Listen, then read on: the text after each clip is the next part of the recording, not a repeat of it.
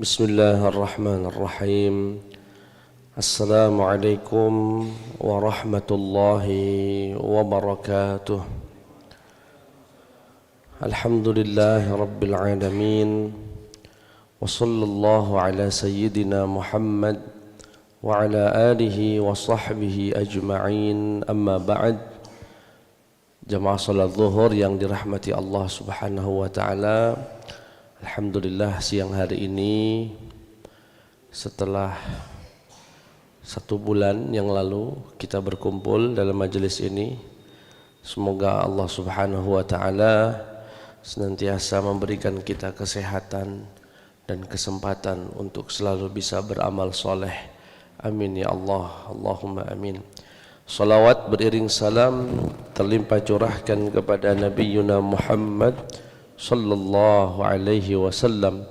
Semoga kita semua akan mendapatkan syafaatnya yaumul qiyamah. Amin ya rabbal alamin. Kita lanjutkan kajian kita tentang rukun salat. Kita sampaikan pada pertemuan yang lalu rukun salat ya jumlahnya ada 13. Kalau dalam beberapa referensi disebutnya sampai 17. Tidak ada masalah. Baik yang 13 ataupun 17 secara substansi samo. Yang menjadikan 17 itu karena tumakninahnya dipisah. Jadi ruku dan tumakninah jika dipisah jadi banyak. Sujud dan tumakninah dipisah jadi rukun masing-masing jadi banyak, totalnya jadi 17. Tapi kalau yang menggabung tumakninah dan ruku jadi satu, jadi bunyinya rukun kelima, ruku yang tumakninah, sujud yang tumakninah, itu jadi sedikit jumlahnya, itulah 13. Ya, dan ini sudah kami jelaskan minggu lalu.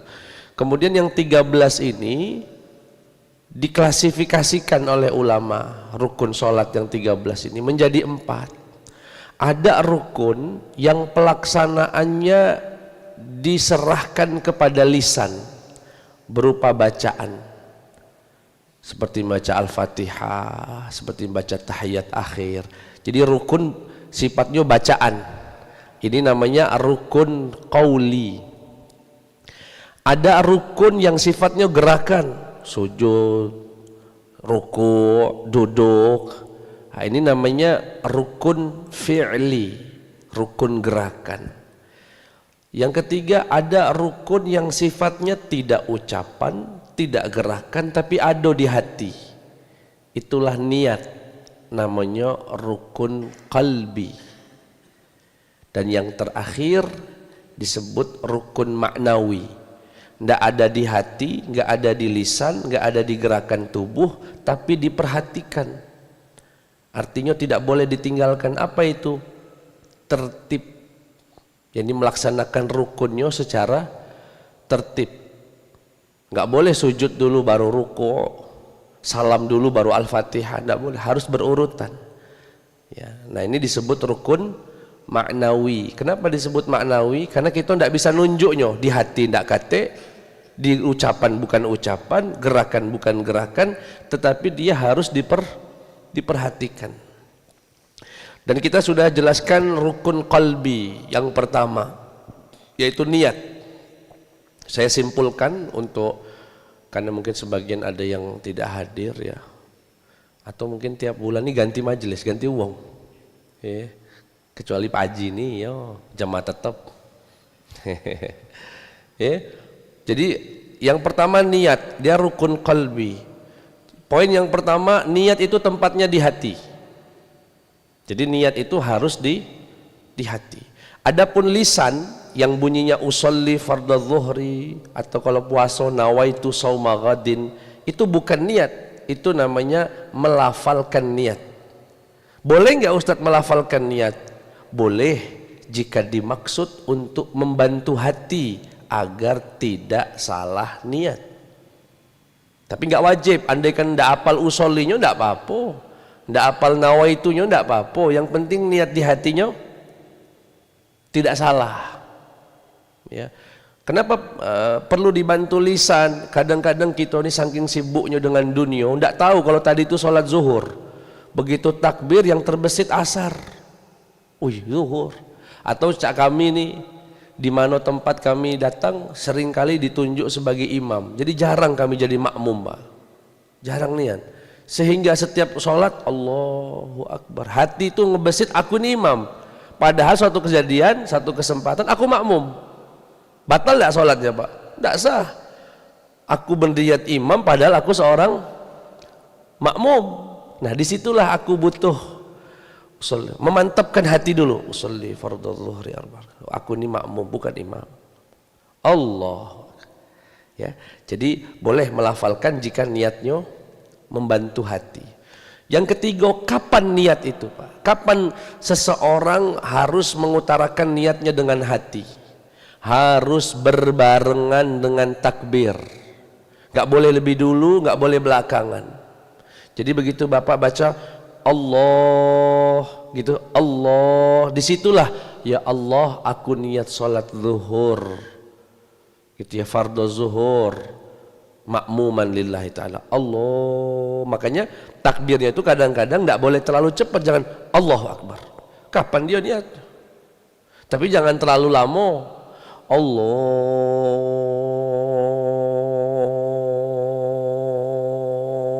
muter tangannya.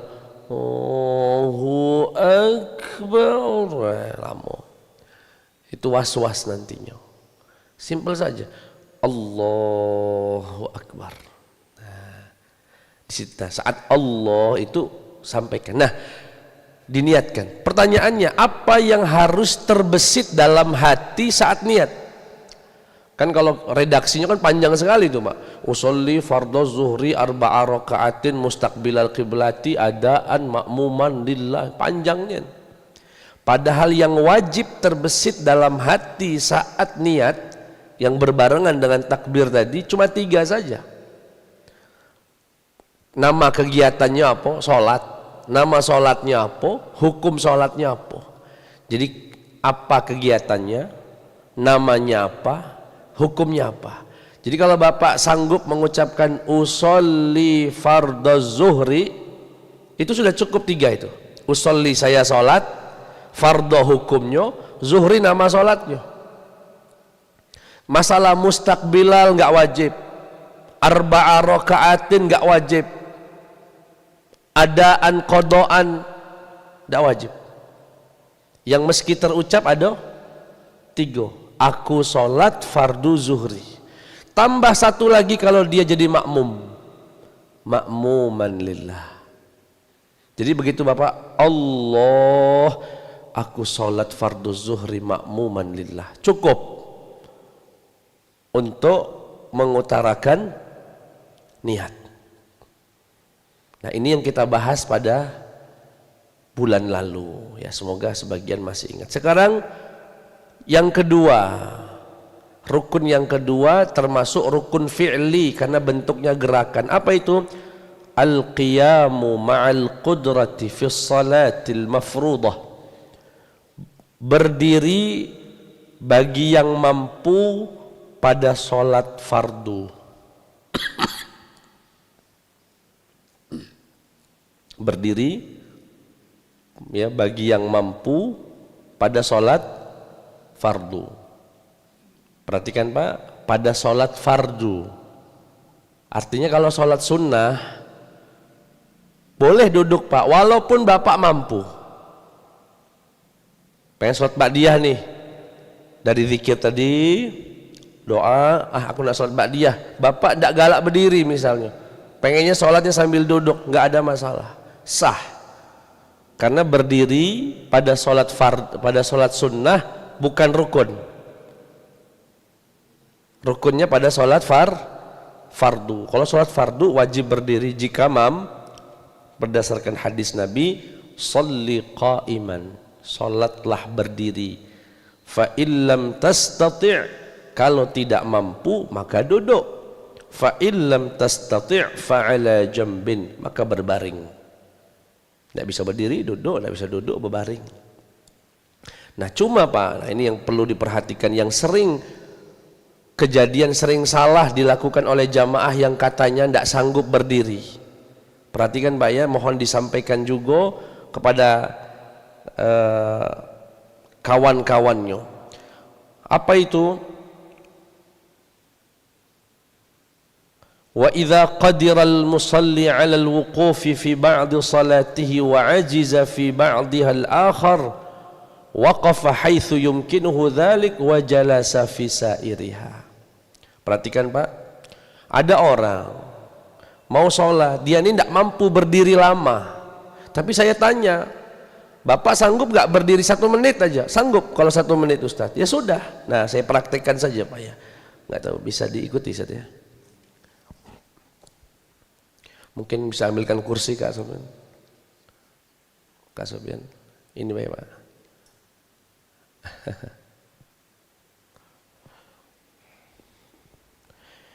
Walaupun ini ada yang mendebat masalah kursi ini ya, tapi kita coba yang berlaku di umum. Ini mohon maaf Pak ya, mohon maaf, sini sudah sepuh nih, jalannya udah kayak gini misalnya. Misalnya ini praktek Pak ya. Dah begitu sholat langsung duduk gini dia Pak. Allahu Akbar, batal sholatnya Pak. Kenapa? Karena dia tuh sanggup berdiri Pak. Walaupun cuma untuk takbir, Allahu Akbar. Begitu imamnya baca surat agak panjang, nah mulai tidak sanggup nih, mulai gemeter kakinya. Nah baru boleh diizinkan duduk. Jangan dari awal langsung duduk. Karena keringanan duduk itu bagi ketika dia tidak mampu. Selama dia masih mampu. Misalnya rakaat pertama dia masih mampu. Nah, begitu imam bacaannya agak panjang, mulai kaki udah kuat aku nih. Nah, mulai duduk. Jangan dari awal langsung Allahu Akbar. Nah, nanti di rakaat kedua mak mano? Tergantung. Kalau di rakaat kedua memang tidak bangun, tidak sanggup berdiri, ya sudah duduk seterusnya. Yang penting jangan dikasih kemudahan laju dimudah-mudahkan galau, langsung duduk dari awal. Yang anehnya Pak, ini nggak semua Pak, yang minta sholat duduk itu, kalau ngobrol di teras lama berdiri dia Pak. Ngobrol, mamang itu tadi duduk sholatnya, pas ngobrol lama dia, sanggup sebetulnya berdiri tadi itu Pak. Nah ini karena meringankan masalah tadi Pak. Betul agama Islam itu mudah, tapi jangan dimudah-mudahkan. Jadi intinya kalau dia masih bisa berdiri, berdiri. Yang berikutnya sekalian saya praktekkan, saya bacakan kitabnya. Wa innama yu'tabaru ar-rajulu qa'iman idza kana muntasibal qamati fa idzan hana duna 'udhrin bihaitsu amkana an tulamisa rahatu yadihi rukbatah batalat sholatuhu. Nah, sekarang standar berdiri itu gimana Pak? Mohon maaf, standar berdiri itu begini, normal Pak. Yang kalau dia diukur tingginya itu ketemu, tinggi dia segini. Nah yang sering jadi kekeliruan di tengah masyarakat itu, dan ini baru muncul beberapa dekade terakhir atau tahun terakhir, karena demi meluruskan saf tadi, dia kejar kaki lawan sebelahnya, pergi lagi sampai sholat itu cair. Ini sholatnya batal Pak, karena ini dalam bahasa kita disebut berdiri bukan Pak? Bukan, ngangkang namanya. Kalau memang mau mendekatkan saf, bukan kakinya yang panjang, deketi tubuhnya, bukan kakinya yang ngedeket, badannya tetap di tempatnya. Kalau begini sholatnya, dan ini banyak sekali Pak sholat sekarang ngaca ini. Nah ini sholat yang ini bukan berdiri namanya, ini namanya ngangkang. Kalau memang niatnya bagus, pengen rapatkan saf Ustadz, tubuhnya yang ikut, nah jangan kakinya yang itu bisa. Kenapa? Dia demi yang sunnah itu merapatkan saf, dia korbankan rukun berdiri, dan itu wajib. Tak boleh. Kira-kira jelas Pak ya? Jadi jangan ngangkang, deketi saja. Kalau Pak Haji sebelahnya udah galak dideketi, ya sudah Pak, toh itu sunnah. Ribut sama Pak Haji itu haram. jangan melakukan sunnah hukumnya sampai Pak Haji itu nanti dikasih pengertian, diedukasi baru. Ya, baik. Jadi jangan. Yang kedua, standar berdiri nggak boleh sampai begini, Pak. Kecuali memang ada uzur ya, Pak, ada pinggang sakit. Kalau ini sampai bisa megang dengkulnya, batal dia. Nunduknya sampai ada orang tuh. Tidak serius itu sholatnya. Nah, nggak boleh. Jadi harus tegak, ya, tegak. Dan itu syaratnya berdiri dan itu rukun. Nah, ya. Dalam sholat fardu. Kalau sholat sunnah tidak apa-apa, walaupun dia sehat, bugar, mau duduk nggak ada masalah, tapi tetap lebih afdol yang berdiri. Berdasarkan hadis Nabi riwayat Imam Bukhari nomor 1065, man shalla qa'iman fahuwa afdal, barang siapa yang sholat berdiri maka itu lebih utama. Wa man shalla qa'idan falahu nisfu ajril qa'im, barang siapa yang sholatnya duduk dia dapat setengah pahala orang yang berdiri, dan seterusnya. Ya, wa man shalla na'iman, barang siapa yang sholatnya sambil tidur, berbaring maksudnya, falahu nisfu ajril qa'id, maka dia mendapatkan setengah pahala orang yang sholat duduk. Ya, baik, itu rukun yang kedua. Jadi niat sudah bulan lalu, kemudian rukun berdiri. Sekali lagi Pak ya, yang sering kami dapati, amati, orang yang katanya tidak sanggup berdiri ini, begitu sholat langsung duduk, dari takbiratul ihram sudah duduk, padahal dia sanggup melakukan berdiri walaupun cuma sampai al-fatihahnya imam. Setelah itu mulai nggak kuat lagi, silahkan duduk, karena keringanan itu baru datang ketika kesulitannya hadir, ya. Dan masalah dia sanggup atau tidak sanggup itu amanah dia dengan Allah. Ya, kadang-kadang kalau sholat tidak sanggup tadi, tapi kalau main tenis bulu tangkis sehatnya dia. Ya, nah ini perlu dipertanyakan. Yang ketiga, yang terakhir pada siang hari ini, rukun yang ketiga, takbiratul ihram. Jadi niat, kemudian berdiri, takbiratul ihram. Ini tiga niat yang dilakukan secara bersamaan ini Pak. Sembari takbiratul ihram, sembari dia berdiri, sembari dia mengutarakan niat.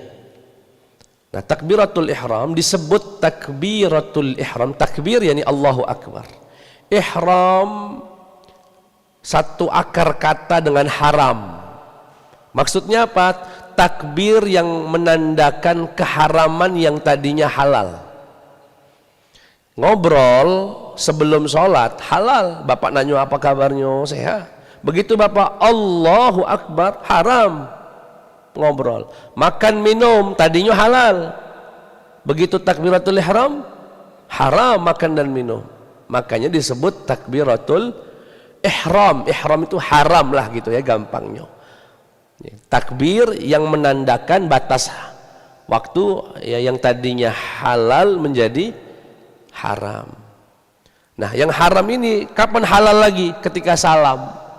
Makanya salam itu maknanya tahlil, untuk menghalalkan yang sebelumnya haram. Kira-kira jelas Pak ya? Nah, bagaimana cara pengucapannya? Allahu Akbar. Ya. Dan ada syaratnya ini Pak. Syarat saat takbiratul ihram. An yatalaffadha biha wa huwa qa'im. Hendaknya dia melafalkan Allahu Akbar dalam keadaan berdiri. Falau nataqa biha asna al-qiyam ila salati lam tasih. Tapi kalau dia baca takbir sambil berdiri, yani menuju berdiri, enggak sah. Contoh Pak, saya lagi duduk begini, ya lagi Allahu Akbar, Allahu Akbar, asyhadu an la ilaha illallah, takbir, apa namanya? Qomat. Dia masih duduk misalnya. Begitu imamnya mulai, nah dia sambil berdiri begini. Allahu Akbar. Allahu Akbar. Ada nggak yang begitu Pak? Ada Pak. Wong malas biasanya. Ya, sambil duduk, begitu nak berdiri, Allahu Akbar. Enggak. Takbir itu seutuhnya dilakukan dia sudah berdiri mantap. Allahu Akbar. Jangan sambil berdiri. Itu syarat yang pertama. Yang kedua, an yantiqa biha hal istiqbalil qiblah. Mengucapkan takbir itu menghadap kiblat. Ya. Oke lah, ini insya Allah gak ada lah yang sholat sambil ngadep kemana-mana kan Pak. Yang ketiga berbahasa Arab, jadi nggak bisa Allah maha besar. Pakai bahasa Jawa misalkan. Allah maha apa Pak bahasa Jawa Pak? Maha agung nggih. Maha besar. Nah, ini dia Pak, yang sering saya dapati di masyarakat, terutama yang datangnya cepat. An yusmi'a nafsahu jami'a hurufiha in kana sahihas sam'i. Harus bersuara. Harus bersuara, minimal dirinya yang dengar. Ini ada yang saya tegur malah Pak. Jadi datang dia ke saf langsung. Aku tanya, batalin. Mana takbirnya? Udah Pak dalam hati tadi. Batal. Takbir itu rukun qauli. Rukun yang diucapkan. Allahu Akbar. Walaupun pelan. Allahu Akbar. Enggak apa-apa. Allahu Akbar. Yang penting terucap dan bersuara. Enggak boleh dia. Dan itu mungkin disadari atau tidak disadari kami kurang tahu, cuma sering kali kami dapat itu. Nah, kira-kira jelas Pak harus berbunyi Allahu Akbar. Dan jangan panjang-panjang, ada Allahu Akbar. Azan baik kalau itu. Ya. Allahu Akbar ya. Allahu Akbar. Yang terakhir tadi yang sudah kita jelaskan, mengucapkan takbir diiringi dengan niat. Niatnya harus beriringan dengan takbir tadi. Ya, jadi kalau kita resapi begini Pak, rupanya gerakannya itu, gerakan mengangkat tangannya, meletakkan tangannya, itu bukan rukun. Yang rukun cuma Allahu Akbarnya saja. Kalau gerakan ini sunnah semua. Ya. Nah, walaupun sunnah tapi ini yang sering bikin ribut ini Pak. Ya, bikin ribut, ada yang naruh di sini, ada yang di sini, ada yang di sini, ada yang. Padahal itu sunnah. Yang rukun Allahu Akbar. Ya. Walaupun kalau dalam mazhab Imam Syafi'i sunnahnya begini Pak. Ya. Diangkat, jari ini agak nekuk dikit. Diarahkan ke kiblat maksudnya Pak. Enggak begini. Nah, agak begini. Ya Pak ya, agak nekuk. Dan tidak terlalu renggang. Tidak juga rapat. Gini. Di ujung jarinya agak ditekuk. Niatnya untuk diarahkan ke arah kiblat. Ini sunnah semua Pak ya. Yang wajibnya tadi Allahu Akbar. Kemudian ini jari jempol ini searah dengan daun telinga ini. Ya. Ini riwayat yang diambil oleh mazhab Syafi'i. Ada riwayat lain segini. Tidak apa-apa. Ini sunnah galau. Jangan ribut. Dia tidak di segini, tidak segini. Yang penting sholat. Ya, segini. Nah, peletakan di sininya di atas pusar, di bawah dada. Bagaimana caranya? Perhatikan Pak, tangan ini memegang sebagian dari punggung telapak, kemudian sebagian memegang ini pergelangan, sebagian menyentuh lengan. Jadi tepat di sini. Nah, yang dicontohkan guru-guru kami, dua jari ini begini bentuknya Pak. Jadi begini bentuknya. Ya, tidak terlalu ke sini. Apalagi ke sini. Cawang kedinginan. Ya, sini. Ya. Tapi ini sekali lagi Pak, sunnah. Allah. Nah, pas kalau saya praktekkan berdiri ya, berdiri. Begitu Allah. Bapak utarakan di hati, aku niat sholat fardu zuhri makmuman. Allahu Akbar. Ya. Dengan demikian 3 rukun terlaksana. InsyaAllah bulan depan di tahun baru, tahun depan Mbak ya, tahun depan kita akan khususkan untuk rukun Al-Fatihah. Karena panjang ini soal tajwid, Jadi kami akan pisahkan ini di bulan depan insya Allah jika Allah kasih umur panjang. Ya, itu saja jamaah sekalian. Jika ada yang ingin ditanyakan, dipersilahkan.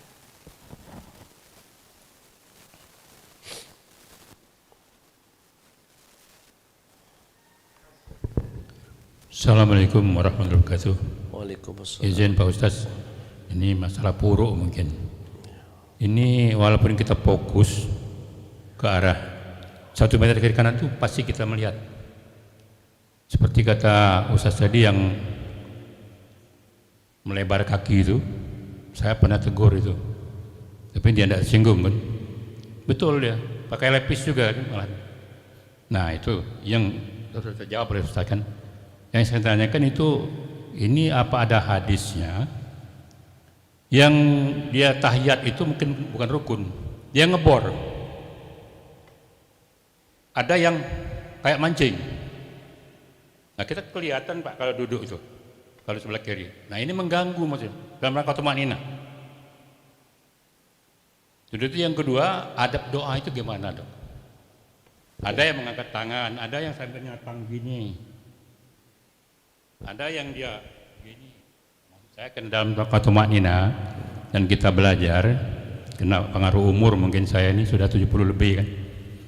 Saya temu banyak itu. Nah, bagaimana solusinya untuk kita menegur ini? Ya. Makasih.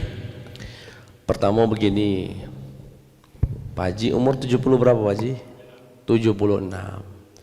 Mungkin di era-era Pak Haji dulu belum terjadi yang kita sebut dengan era globalisasi.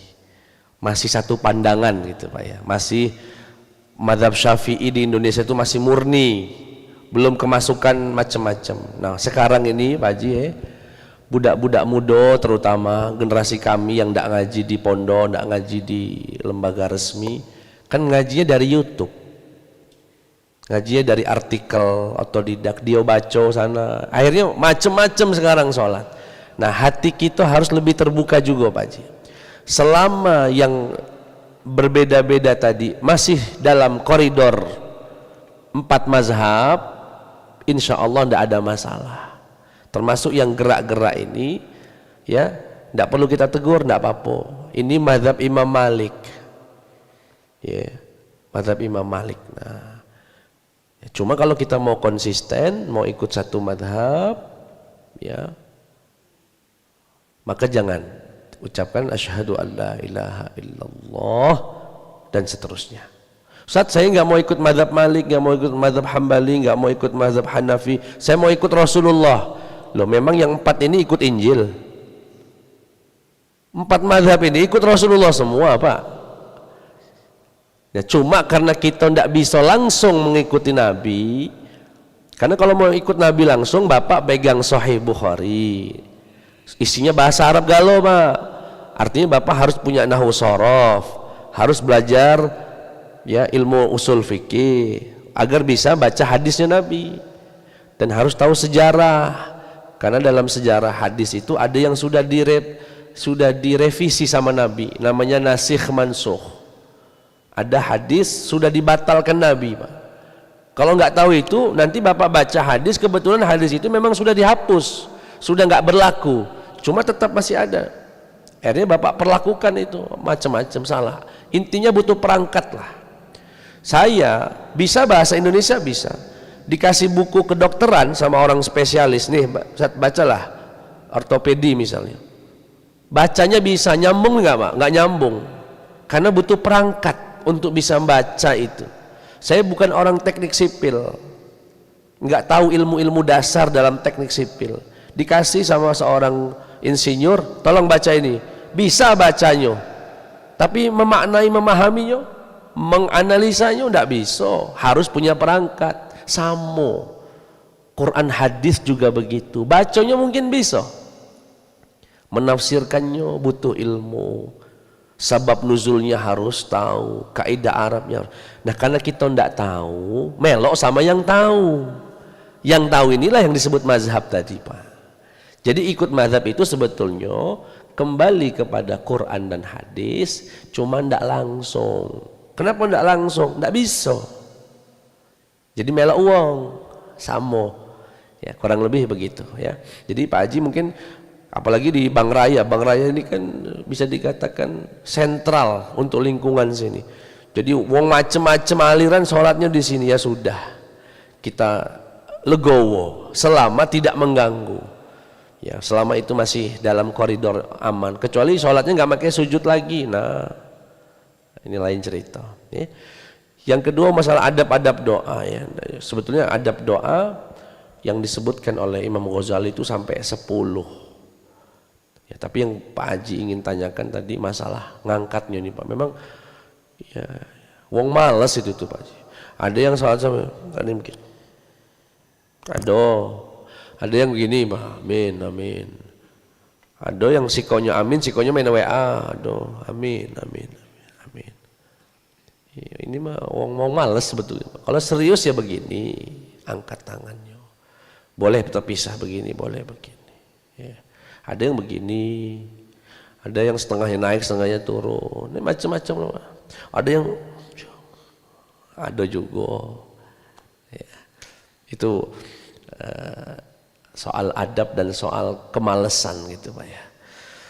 Ya itu mungkin Pak Haji silakan. Waalaikumsalam. Sama saya tanyakan masalah doa di dalam sholat itu, apa itu harus menurut ayat-ayat Al-Quran, apa boleh dalam, tapi bukan bahasa Indonesia tapi bahasa Arab, tapi jangan katakan ucapan yang seperti Indonesia itu tidak ada dalam Al-Quran. Itu di dalam doa sholat ya. Kalau kedua salam itu apa kita harus setelah salam harus mengusap tangan kita ke muka, apa itu sunat hukumnya? Terima kasih. Okay. Yang pertama terkait doa dalam sholat, mungkin yang dimaksud saat sujud Pak Haji. Kunut subuh. Oh iya. Oke, kunut subuh lah Pak ya. Kunut subuh. Nah, kunut subuh standar doanya sangat simpel. Pertama, boleh pakai doa apa saja, boleh ya, itu satu. Paling pendek Allahumma gfirli ya Ghaffar, cukup. Kalau kita tidak hafal doa kunut tadi, dia baca Allahumma gfirli ya Ghaffar, cukup. Tapi kalau mau yang dari Nabi, salah satunya Allahumma hdina fiman hadait wa afina fiman afait. Dan boleh nggak nambah doa lain yang tidak ada dalam hadis dalam Quran? Boleh, tidak ada masalah. Ya misalnya doa nazilah, kalau doa kunut nazilah mau kebetulan yang diserang bukan Palestina, yang diserang misalnya Indonesia, lagi diserang sama Amerika, Allahumma dammir misalnya, sebut negara yang memerangi, Allahumma sallim Indonesia wa ahla misalnya, boleh, nggak ada masalah. Ya. Yang kedua tentang ngusap wajah setelah salam. Perhatikan, yang rukun salam yang pertama, salam yang kedua sunnah. Misal Assalamualaikum warahmatullah, Bapak buang angin, tut misalnya, kentut, sah sholatnya Pak, walaupun belum salam yang kedua, karena salam itu yang rukunnya yang kedua ini sunnah, termasuk ngusap wajah. Ya, sebagian ya dalam pendapat mazhab Imam Syafi'i ngusap wajah ba'da salam sunnah, bukan rukun. Ndak ngusap juga ndak apa-apa. Gitu Pak ya. Jadi salam yang kedua itu sunnah. Wallahu a'lam. Ya boleh. Yang megang mic ya. Oke. Assalamualaikum warahmatullahi wabarakatuh. Waalaikumsalam. Ini Ustadz, kan dalam sholat itu kan terkadang sulit untuk khusyuk ya, terutama sholat berjamaah. Nah, apakah boleh dalam hati tapi tidak diucapkan itu mengucapkan istighfar Ustadz, supaya terhindar dari pikiran-pikiran lainnya? Siap. Yang pertama, di antara tanda rahmat Allah, tanda kasih sayang Allah, tidak menjadikan khusyuk sebagai rukun sholat.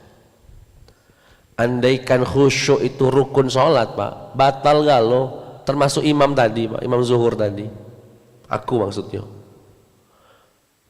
Ya, kita ini begitu sholat Allahu Akbar, khusyuk ya Pak. 1 menit mulai melalang buana. Ada yang mikirkan makan siang ini lauknya apa. Ada. Untungnya Nabi Muhammad ini tidak menjadikan khusyuk sebagai rukun. Kalau dia rukun sholat batal kalau semasjid tadi. Tapi khusyuk itu hukumnya apa? Sunnah. Ya, hukumnya sunnah. Yang wajib itu tumakninah. Nah, nanti bedakan antara tumakninah. Tumakninah itu jangan buru-buru lah intinya. Mantep gitu sujudnya, selama sujudnya mantep walaupun pikirannya kemana-mana sah. Pertanyaannya, Ustadz, ketika datang gangguan setan tadi atau bisikan, aku istighfar tapi di dalam hati tidak apa-apa, yang penting tidak terucap, ya, dalam hatinya saja, tidak ada masalah, ya. Oh ya, silakan Pak. Terima kasih Ustadz. Assalamualaikum warahmatullahi wabarakatuh. Waalaikumsalam. Pak Ustadz, saya beberapa bulan ini sholat sudah tidak bisa tahiyat ya, tahiyatul, karena ada masalah di lutut sehingga saya harus pakai kursi. Nah, pernah terjadi ketika saya sholat itu, waktu itu lupa saya ada kursi saya ya di rumah. Nah, ini bermasalah ketika saya harus sujud kemudian tahiyud. Pertanyaan saya, Ustadz, kalau saya paksakan untuk terus sholat, itu tahiyud saya pasti tidak sempurna dan sangat sakit sekali harus saya rasakan. Nah, apakah saya harus teruskan sholatnya atau saya batalkan, saya ngambil kursi dulu? Itu satu. Persoalannya pernah juga terjadi pada saya itu lupa, tetapi lupa pakai kursi, tetapi kursi saya itu di dekat saya Pak Ustadz. Akhirnya kursi itu saya ambil, tapi sholat saya teruskan. Nah, ini yang mana yang baiknya Ustadz kalau terjadi yang kasus-kasus begitu? Terima kasih. Ya. Duduk sebisanya saja Pak, jadi tidak perlu pakai kursi, tidak apa-apa. Misalnya Pak ya, ini selama memungkinkan Pak ya. Kan Bapak dari sujud kan, sujud. Nggak bisa nekuk begini Pak ya? Nggak bisa dong. Walaupun tahiyat awal nggak bisa? Iya, paling-paling udah begini, itu pun saya harus menopang begini. Oke, misalnya begini pun boleh Pak. Jadi nggak perlu harus pakai kursi. Kalau Bapak ingat kursi ya kursi. Kalau nggak ingat, wah kursi atau jauh, nggak mungkin Bapak nak. Misalnya. Kalau dekat sedikit segini nggak apa-apa Pak, cuma dekat sedikit segini digerakkan nggak apa-apa. Tapi kalau sampai mengubah semua gerakan ini pindah tempat, jangan. Begini saja boleh nih Pak. Sila begini boleh Pak. Tahiyat. Ini kemudahan, semuanya kemudahan. Jadi sujud, Bapak nggak bisa nekuk tadi. Nah. At-tahiyat. Assalamualaikum. Tidak apa-apa. Artinya maaf Ustadz, artinya sholat saya tetap terus dilaksanakan ya? Oh iya, dibatalkan? Iya, tetap terus dilaksanakan. Oh iya, makasih. Siapnya sah. Yang untuk kemudian, karena itu sudah terjadi, kalau nanti terjadi lagi, sholat begini nggak ada masalah. Posisi begini atau diselonjorkan segini, namanya darurat, ya nggak bisa. Baik, saya kira cukup Bapak Ibu ya. Insya Allah kita lanjutkan. Cukup ya? Ya. Ya, kita cukupkan. Semoga ilmu yang kita dapat siang ini manfaat ya, dan sholat-sholat kita diterima oleh Allah Subhanahu wa taala. Kita tutup dengan doa kafaratul majlis. Subhanakallahumma wa bihamdika asyhadu an la ilaha illa anta astaghfiruka wa atubu ilaik. Wassalamualaikum warahmatullahi wabarakatuh.